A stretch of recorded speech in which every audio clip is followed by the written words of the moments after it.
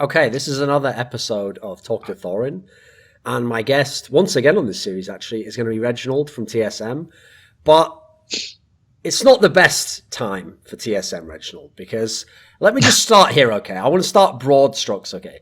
I've remembered you saying a few times over the years, especially I noticed a few more years back, not really like the last years, but you did always used to say, I even double-checked this, you've said it in interviews, you said it on Reddit, you would always say that the ultimate goal for TSM is to win Worlds. Now, I notice, right, it's true, over the years, you know, as that's become more and more difficult and more perhaps unrealistic as Koreans always win, you know? I noticed you would always say it, but as the years went on, you were a bit more jokey about it. Like, yeah, well, obviously that's our ultimate goal, you know, but it's a very tough goal to accomplish. Is that still something you stand by? Is the ultimate goal for TSM to win the World Championship of League of Legends? To be 100% honest, from like a resource perspective or how much effort I put in, pretty much all of my moves is always practically to better the team. Yes. And ultimately that is my goal. And it sounds really silly, right? Well, it doesn't really sound silly. Everyone has dreams. It is my dream to win Worlds.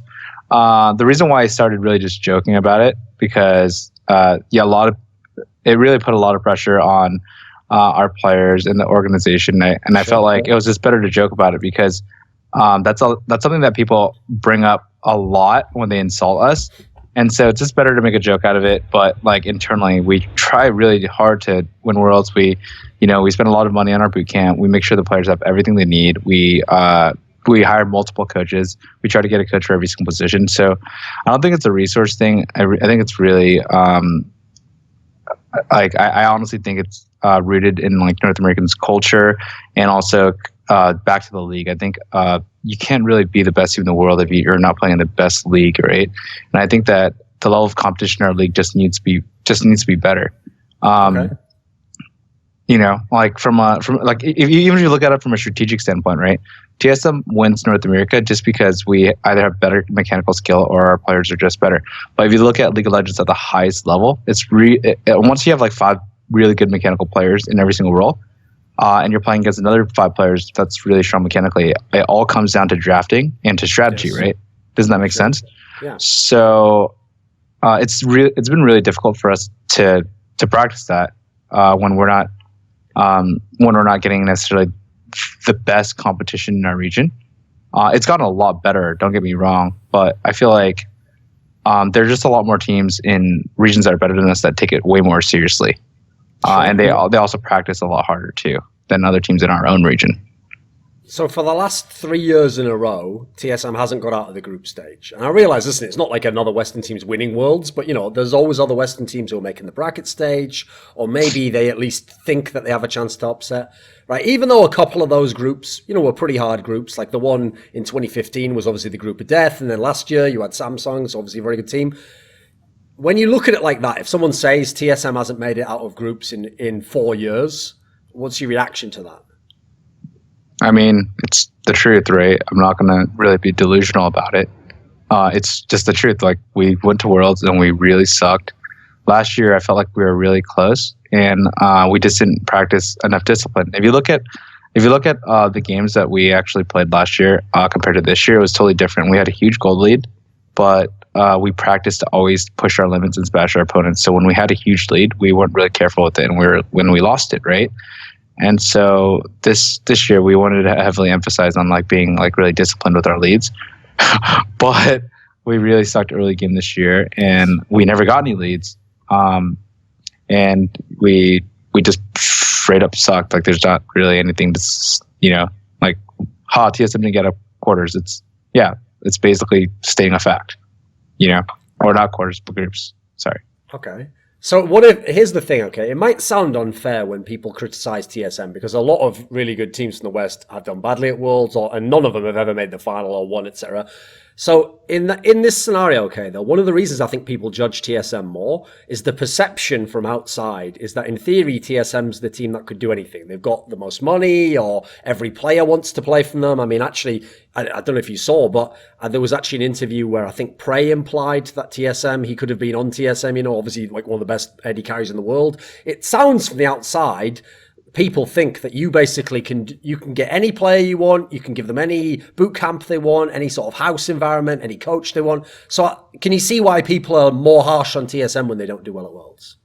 Yeah, I could definitely see it. There was definitely an opportunity for us to pick up Prey, right? But you have to think about it. At the end of the day, it's a team game. I mean, if you look at what happened to Laundry, they took first in LCK, right? And Yes. they lost to Samsung.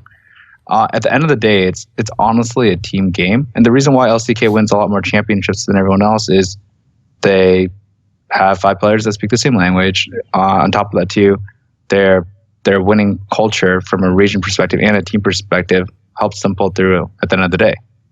For us, it's like, I strongly don't believe like putting 5 of the best players in every position together will actually build the best team. Like, I think that once you get to the point where mechanical skill is so close, it really just comes down to like teamwork, like team play, teamwork, how you team fight, how you rotate, and how you like pressure when you have like an advantage in a specific lane. It's really like, there's this concept in League of Legends called seesaw, right?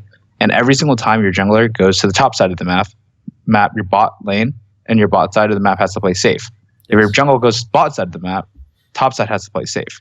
And Korean teams and top tier teams do a really good job of that. And it's just purely communication and practice. And I think that was like a really big weakness of ours. Okay, so because this is something I've heard you say in the past, which is that you're not really one of those guys who believes in importing, for example, just a really good Korean. Even if he is very good, you generally want like communication to be good and these things. You still stand by that? Like, even after this Worlds, if you had the chance, we won't say the name of the player because there's no point, but let's imagine like, you know, the best top player in the world or the best jungler in the world, whoever it might be, was available and they happen to be Korean. At the moment, it's not something you're thinking about.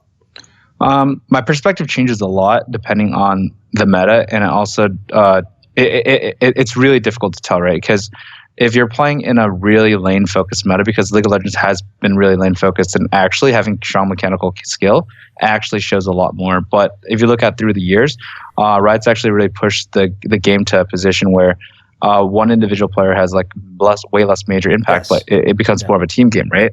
So my opinion will change based on the meta. In this current meta, like it's really actually punishing when you fall behind, and you have to really do the right things. You fall really behind when you make a team play area. If you get like killed randomly in lane, it's not nearly as punishing if you're getting killed while they're in a rotation, because now they can take like all of your objectives. So it's hard to tell, and it really depends on the team too. So just say if you get a Korean player that, you know, is 10% better, I'm throwing out a number, 10% better in terms of mechanical skill, but his communication, he has to learn English. It's really hard for him to communicate. He's homesick. He's not happy on the team. Then that's actually really challenging. And those the pros of him being better mechanically is not necessarily better. The reason why Koreans are a lot better also is that from like a game knowledge perspective, and the level of effort that they put into communication is actually much higher than, let's say, a North American player or a Western player. And sadly, the truth is we know it, but it's actually really hard to help have a player improve their communication. Sure. So I would say like Korean players value like communication and teamwork more so than North American players. And I think that's kind of something that's instilled in the Western scene in general, is that if I was a pro player in the Western scene, just say any average, any general player, they would heavily prioritize like their own skill, how much CS they win in lane, like how far they're ahead, instead of like the team. And so that's like a core issue. And so at TSM, we're always trying to tackle that issue. As we bring on new players, we always try to tackle that issue. But I'm not going to lie, it's actually been extremely challenging to catch up to the best teams in the world. Okay, along these lines then, I've got a good question then. So whenever you look at some of these Worlds upsets and problems and issues, again, it's not necessarily that the player, like no one really, I think in general, aside from rare instances, looks at like the big names in TSM and is like, right, that just is not a good enough player and that's the reason they lost. As you mentioned, it's macro decisions, it's playing a way that you don't normally play, it's sometimes a bad call or bad draft setup. Let me ask you this. So one issue TSM does seem to have had throughout the years is having shot calling, which sometimes just goes awry, you know, like in NALCS, maybe it works and maybe you can win there, but you have the big game on the international stage where that's an area that's lacking, right? I understand, right? It's not like through your entire history, you never recruited a shot caller. 'Cause I know, for example, when you recruited Yellow Star, this is something everyone probably hoped he could bring to the team. And sadly, that didn't really work out. But people from the outside, this is something that people actually think. They think, right, what Reginald thinks is because he used to be the shot caller and he was the mid laner and he was the star, he thinks Bjergsen should be the shot caller and the mid lane and the star. And he kind of sees Bjergsen as fulfilling the same role as him. Is there any truth to any of that? Was there ever? I think initially it was because it was a void at that time. But it's a lot different now, right? If you look at every single season of League of Legends, the level of skill and the level of communication required has only progressed, right? So, like for example, I'll give you a couple of examples. For example, in season 3, Faker's mechanical skill is so much higher than everyone else that it didn't require communication. He would just dumpster you, right? Sure. Just like, you know. But as the season progressed, it's gotten to the point where everyone for every single position needs to communicate like their very core and important things like really well. If you're the jungler, you want to always be predicting where the other jungler is, what his path is, where he's likely to gank, if he's going to invade you, if he's not going to invade you. If you're a bot lane, you need to basically coordinate with your jungler when you go into like river to get wards, and you have to time dragon, you have to look out for your tower, and mid, top, everything. Back when I used to play, the game was less complex for sure.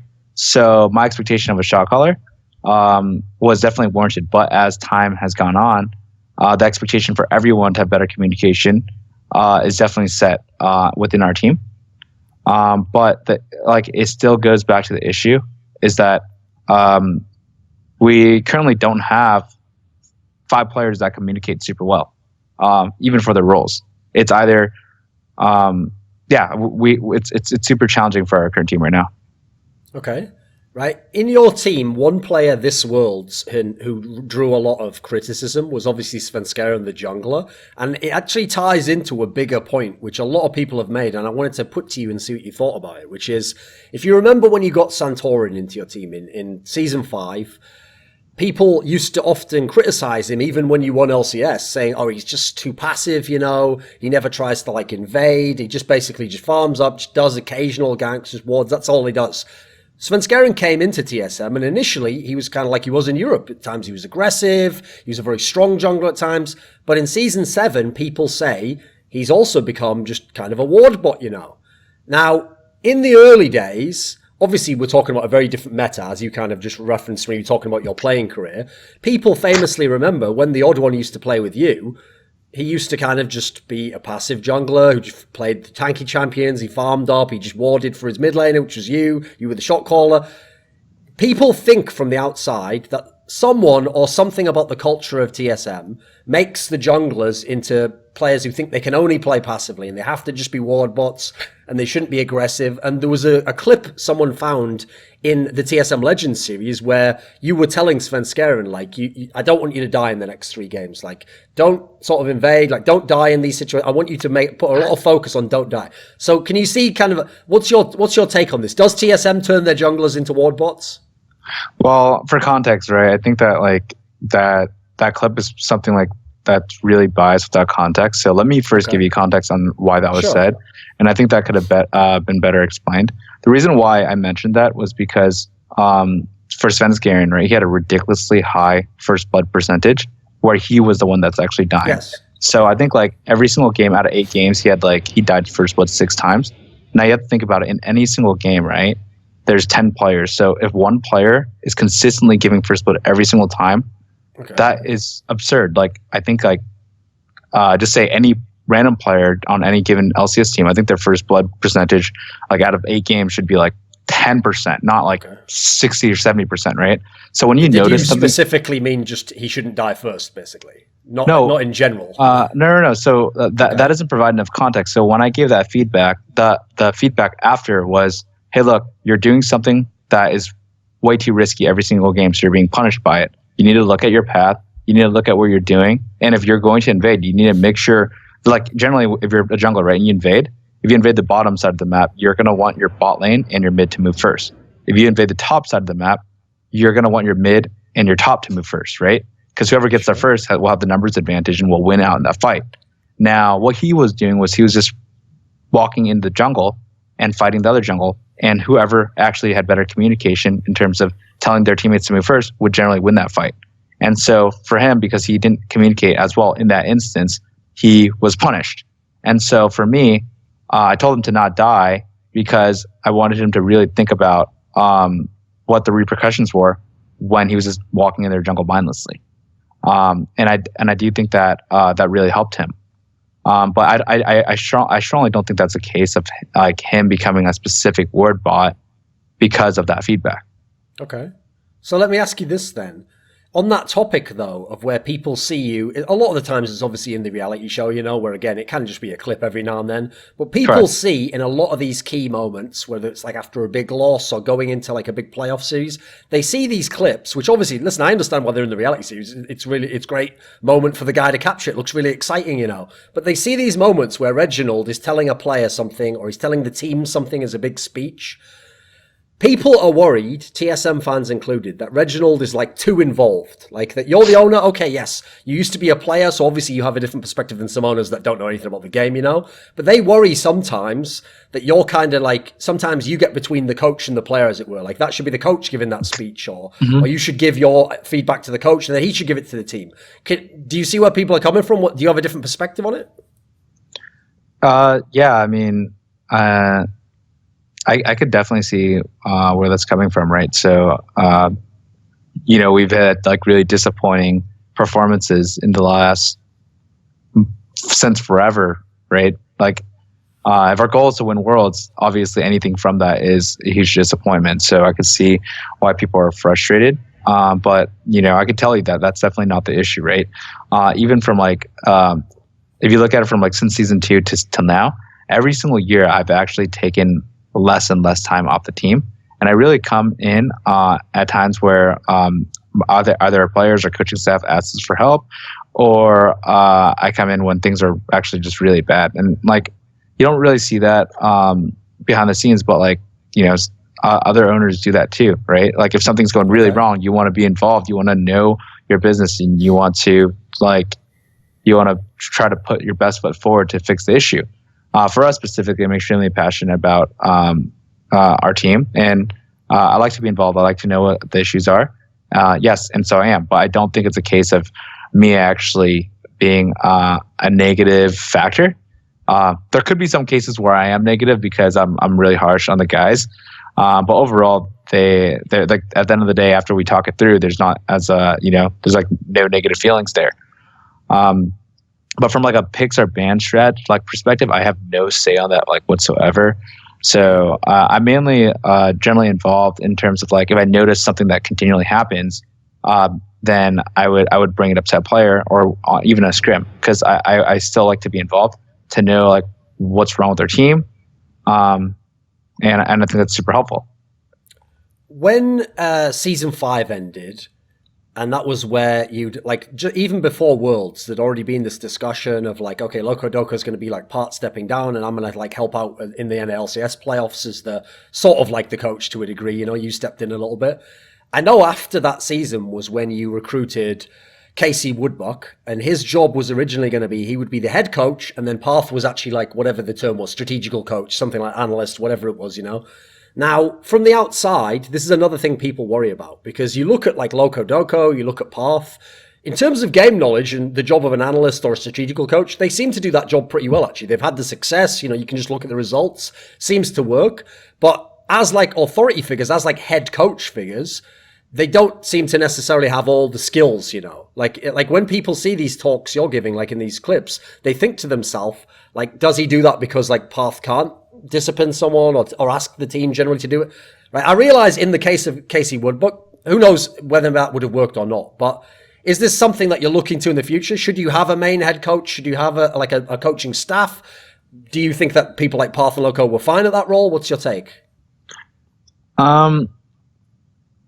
I think that having another authority figure will be really helpful in terms of helping manage emotions, and I don't think it's I think that having separation between like a a role that manages the players' emotions and how they act, how they behave is super important. And I think like the second role of having them purely focus on strategy and drafts and picks is also important. I mean, I think that's like ultimately how much I'm willing to share, but I don't think that we had that type of separation this year. And so that is something that we'll be focusing on. Because one thing people will also worry about, okay, and maybe, I don't know if you've ever thought about this, but when you come in, if you give someone a speech or you tell someone a specific piece of advice, even if the advice was great advice, and even if it's a really important speech, people also in the team, in a way, kind of have to think of you differently because you're also the owner of the team.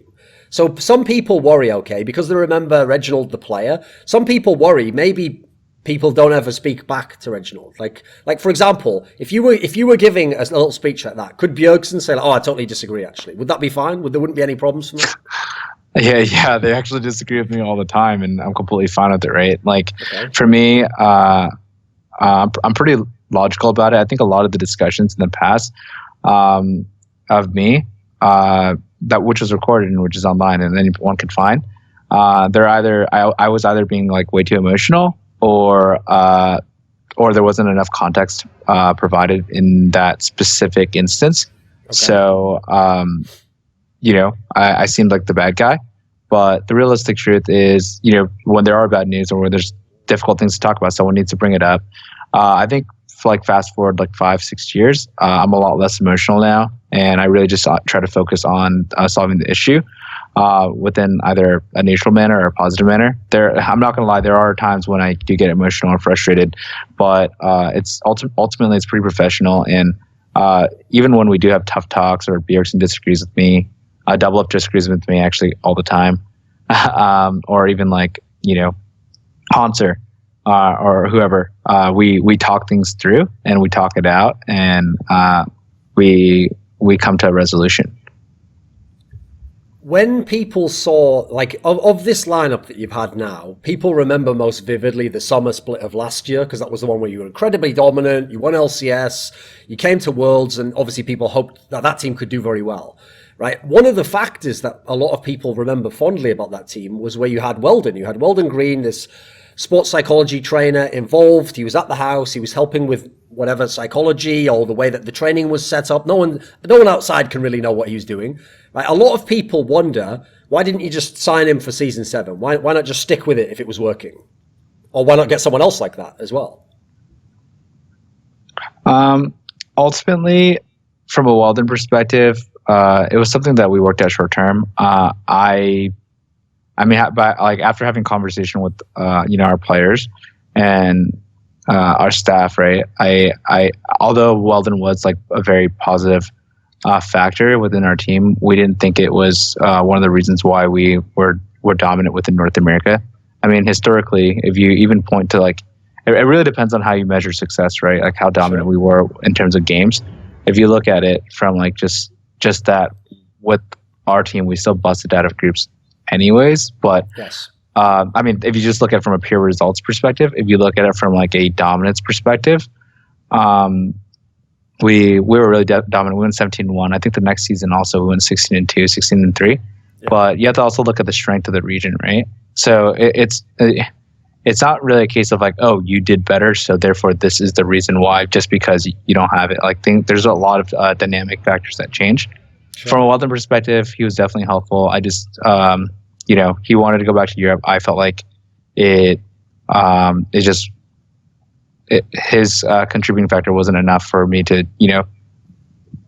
convince someone that didn't want to be North America. Right, obviously, it's tough as the owner to publicly criticize players. But if I asked you this way, okay, I'll very specifically phrase this. When you see Doublelift and Bjergsen play for so many years in NALCS, they are some of the most dominant players in the region.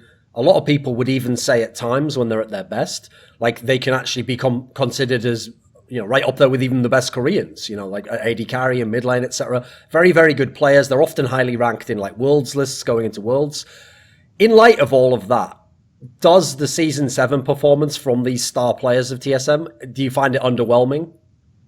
Like, did they underperform?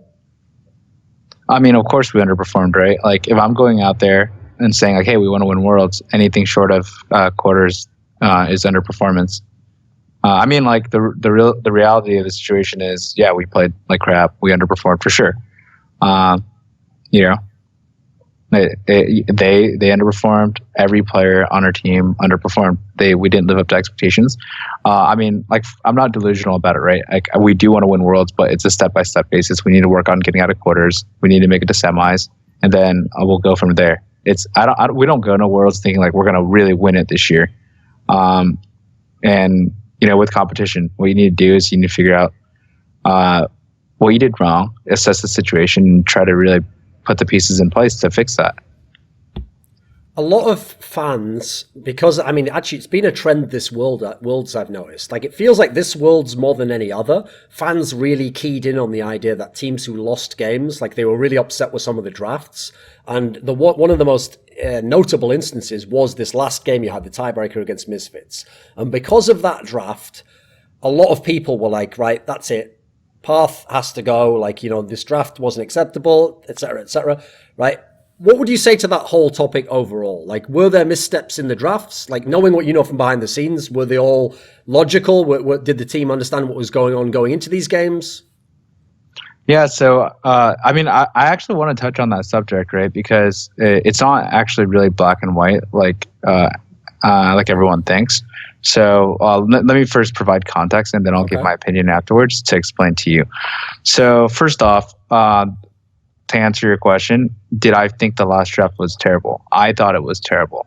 Was it champions that we practiced a lot? Yes, it was champions that we practiced a lot. And did like the players and the coaching staff agree on those picks? They did agree on those picks. But ultimately, at the end of the day, you have to look at like why champions are picked and like why the comp was picked, right? And I mean, just from like an insights perspective, the reason why those picks were picked because our players wanted to play them. And like from a coaching perspective, you don't really always draft to pick the best possible comp, right? You pick a draft that you think that is good, that is playable on stage, that your players want to play. Oftentimes, a coach doesn't just go on stage and it's like, you're playing this, you're playing this, you're playing this, you're playing this. And like, if you look at the reality of the situation, there are going to be players that are good in specific matchups and good at specific champions, and there are players that are weak at certain champions and weak into specific matchups, right? If a coach's job was just purely to draft the best possible comp, you can easily mathematically do that just by going through all the scenarios, and and if your players are really good, you can always pick them the best comp.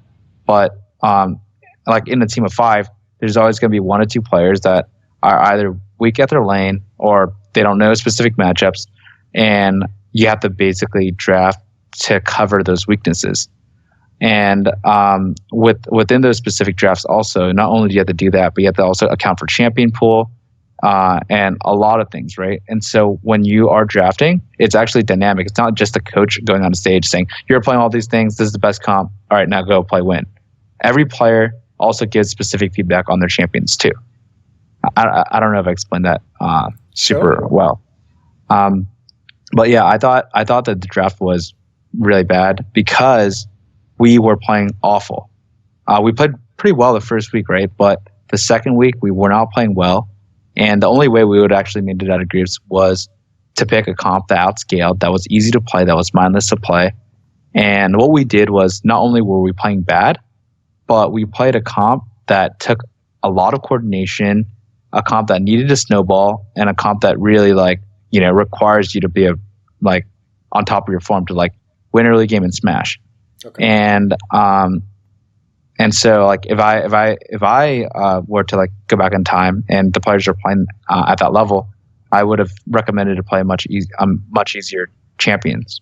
But aside from that, there's just a lot of factors, and it just doesn't go to like, oh, the draft is bad, so therefore the coach is at complete fault. Of course, like in a perfect world, the coach should know better and have like and to like just know like, hey, you have to play this. There's just certain instances where you have to tell a player you have to play this, but it's really difficult to measure, specifically when you're on stage and you have 30 seconds per pick. So do you think letting Doublelift take the spring split off. I mean, I realize he didn't take all of it off. He did come back at the very end for Team Liquid, but he took most of the split off and wasn't in TSM, and he used Wild Turtle, obviously, in one LCS. In hindsight, did that in any way limit TSM's ability to be at their best when it came to Worlds? I mean, it's hard to tell, right? Because we got knocked out of quarters last year as well with Doublelift, and so it's really difficult to tell. And it wasn't really a case of actually us like letting Doublelift off. It was more of a case of like we picked up Wild Turtle.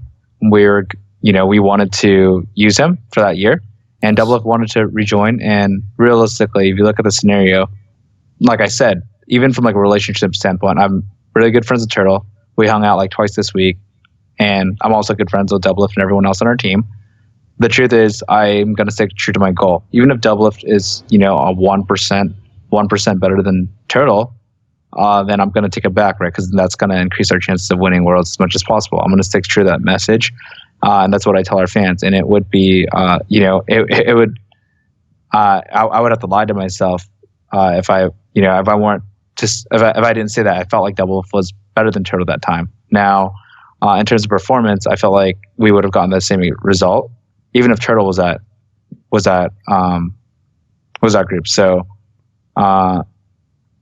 yeah, I mean, we went into this season not expecting Double to go back, right?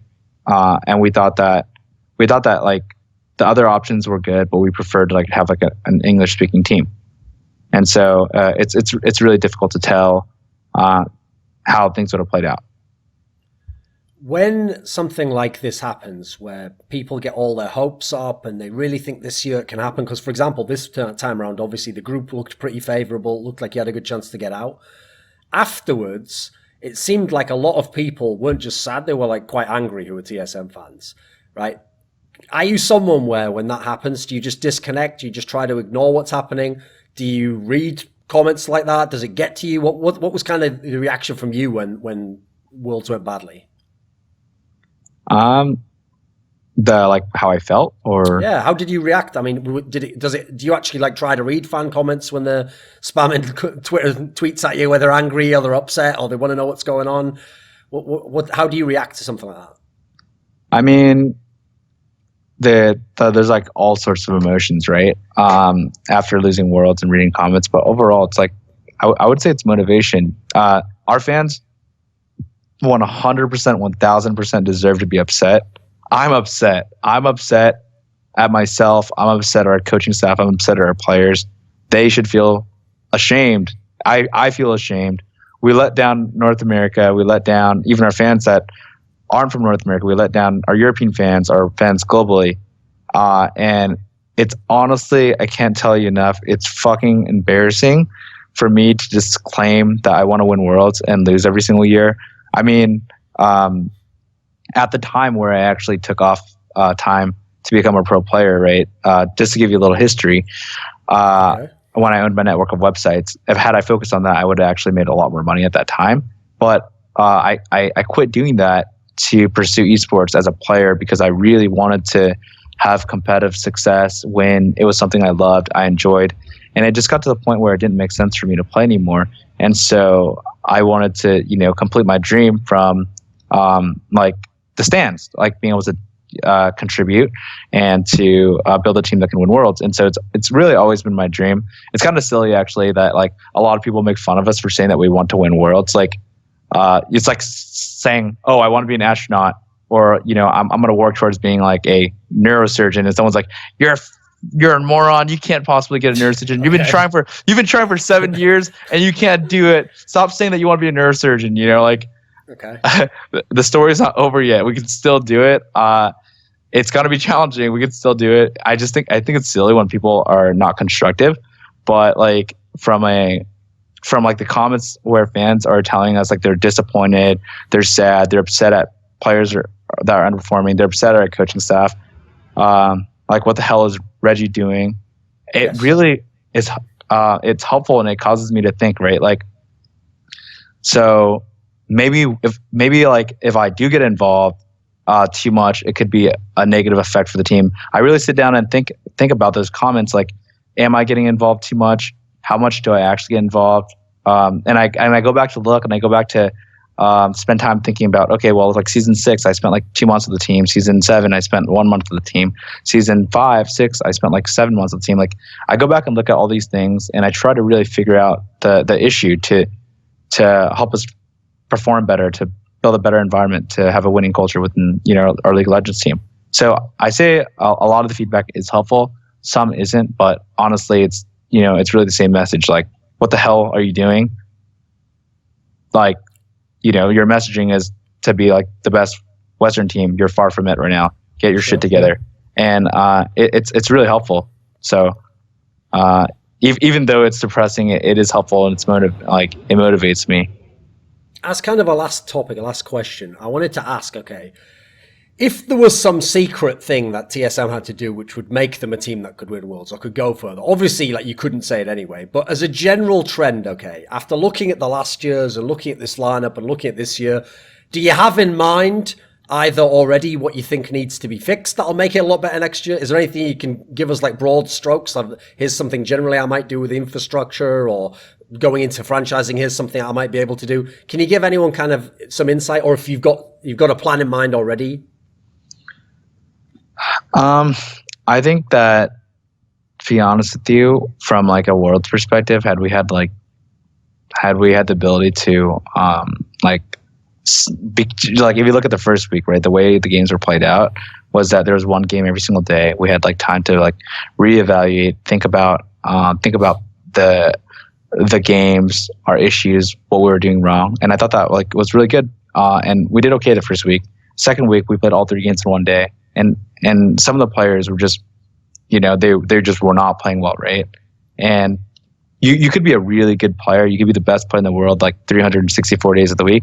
I mean, year, not week. Sure. Yes. But if there's one day where you have bad performance, it could really bring the team down. And so if we had like reliable subs in certain positions, they could definitely sub in for that one specific game, and it could change the result of us either being in groups or out of groups, right?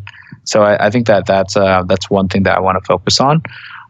Really, the second thing is even from like I mentioned earlier, from like a overall culture setting perspective, I do think it's I think culture comes from the top down. So whether it be like, it's probably gonna come from me, the CEO perspective, but I do need a person there that will manage the culture from day to day, and I do think the feedback of me working directly with the coaching staff is really valuable feedback, and I'm going to take that and try to come up with like a combination of how I can work better with the team for the most part. But that's as much insight as I'm willing to share. Okay. Right now it's not even confirmed that we're a part of the next season yet. Sure, yes. And so it's still questionable. So we don't hopefully I'm a part of LCS next year. And if I am, then it's going to be great. So. Okay. Do you have a final message or something you want to say at the end? Yeah. So final message, hear you guys loud and clear. We really sucked. I know it. I'm not going to just sit here during the off season and do nothing. We will take feedback and try to make the best changes possible to do better next year. So yeah. This is LS, and you're on Thorin's YouTube channel, so cut the Western shit.